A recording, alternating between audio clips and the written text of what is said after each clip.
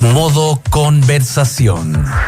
Es la entrevista en www.copano.news por La Clave.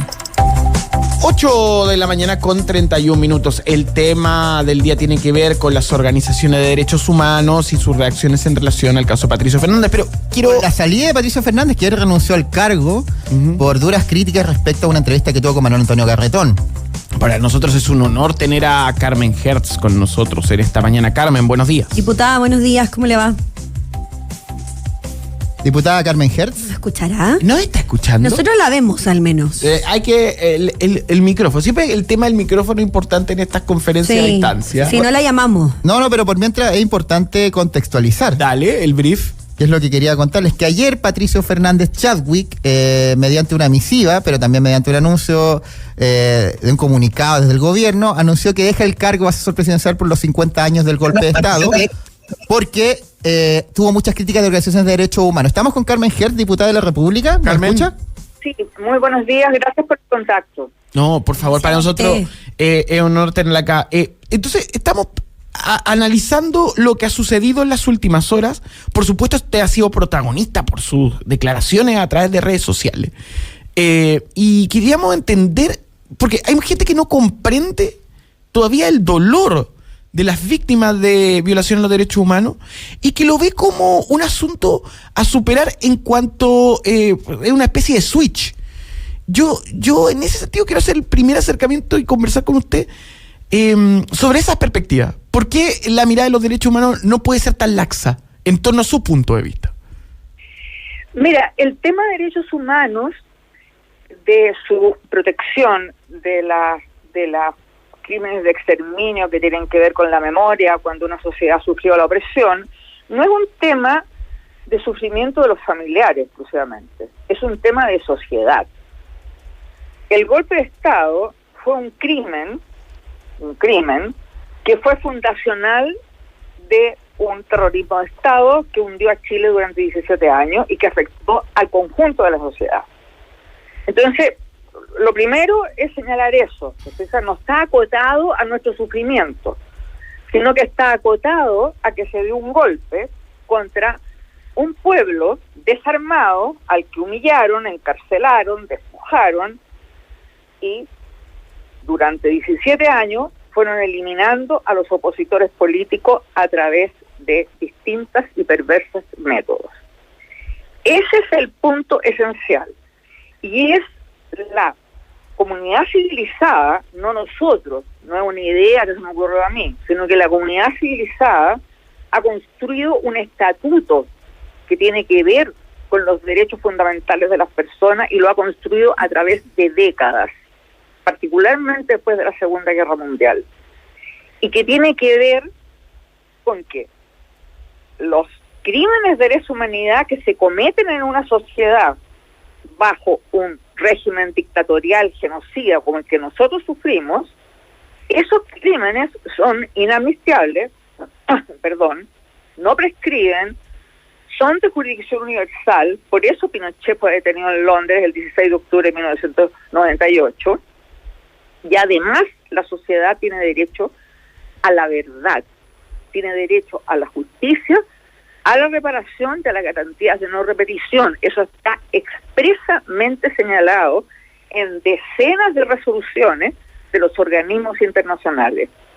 Por lo tanto, el Estado hoy, cuando se van a conmemorar 50 años del golpe de Estado, tiene la obligación, no es una concesión graciosa que nos están haciendo a nosotros, tiene la obligación de señalar que ese golpe de Estado fue un crimen.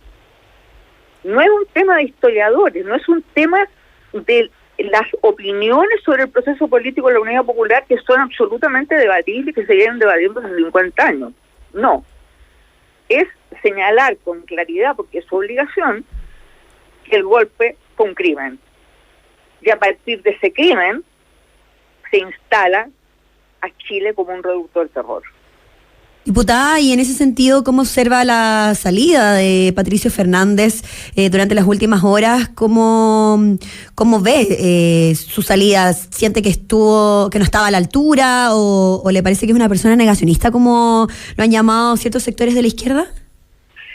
Mira, en realidad está clarísimo en la petición que formularon 162 organizaciones de derechos humanos que incluyen a todas las agrupaciones de víctimas de todo el país, de Arica a Magallanes, porque fue todo el país, además el que se transformó en un gran campo de concentración. Desde Arica a Magallanes, el poblado más miserable, la comisaría, fue un centro de detención.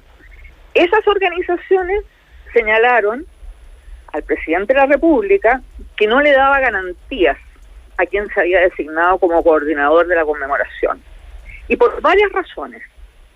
No es solo, como se ha pretendido, que dijo lo que no dijo y que después dijo que no dijo y que todo lo contrario que dije. No. Señaló con claridad, ¿no es cierto?, que en la entrevista con Manuel Antonio Garretón, después se retractó, pero lo que dijo, sí lo dijo, en que escindió el golpe de Estado de sus consecuencias, ¿no es cierto? Es decir, señaló que los historiadores y los politólogos podrían discutir por qué y cómo se llegó a eso, sí, pero lo que podríamos intentar señalar, acordar mínimos, es a lo que ocurrió después, y no. Los mínimos civilizatorios que tenemos que acordar como sociedad es que el golpe de Estado fue un crimen. Y un crimen fundacional, reitero, de lo que vino después.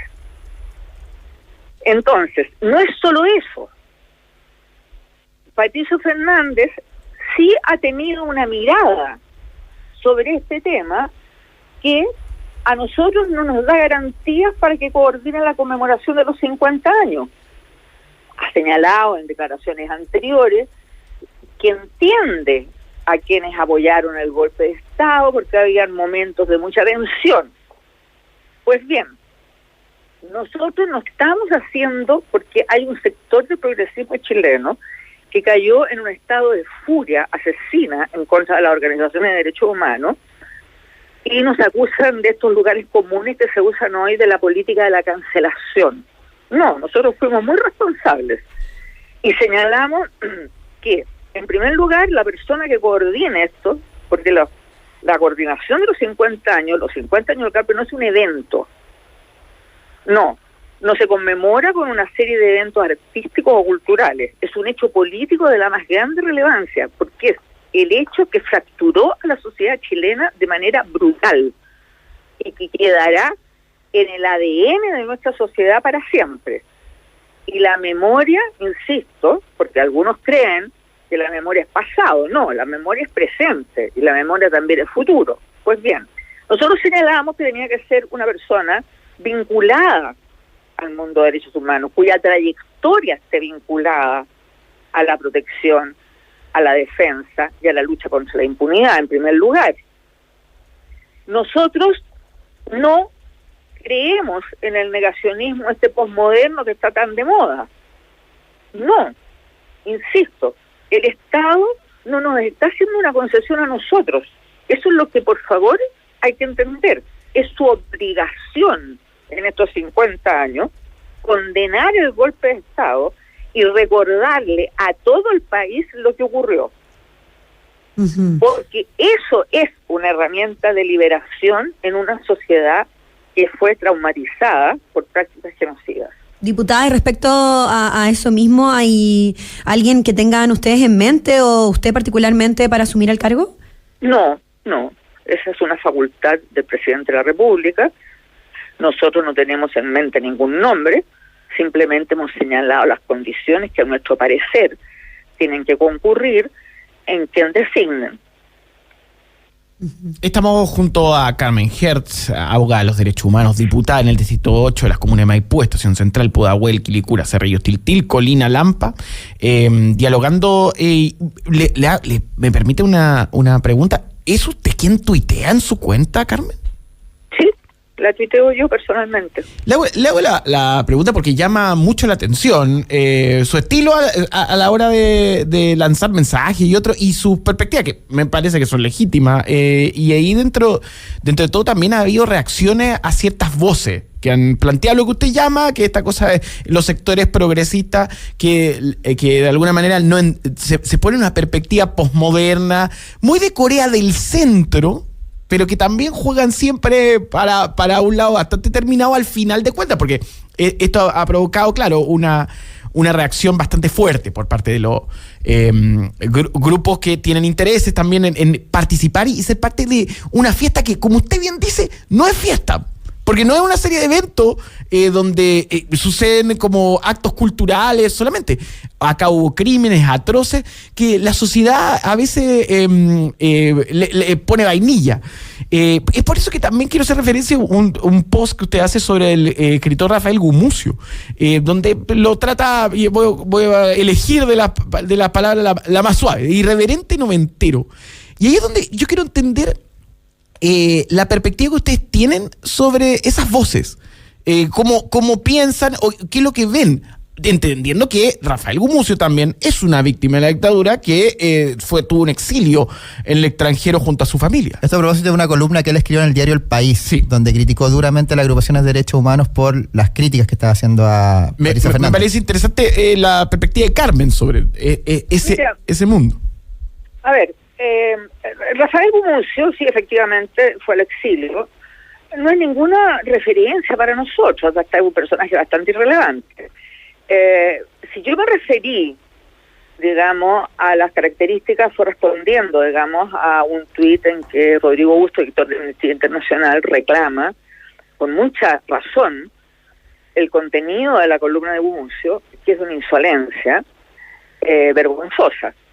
Es decir, bueno, me trata a mí de Penélope, de una serie de epítetos, pero lo peor es que habla de las agrupaciones de derechos humanos y de familiares humanos como una familia de la mafia siciliana.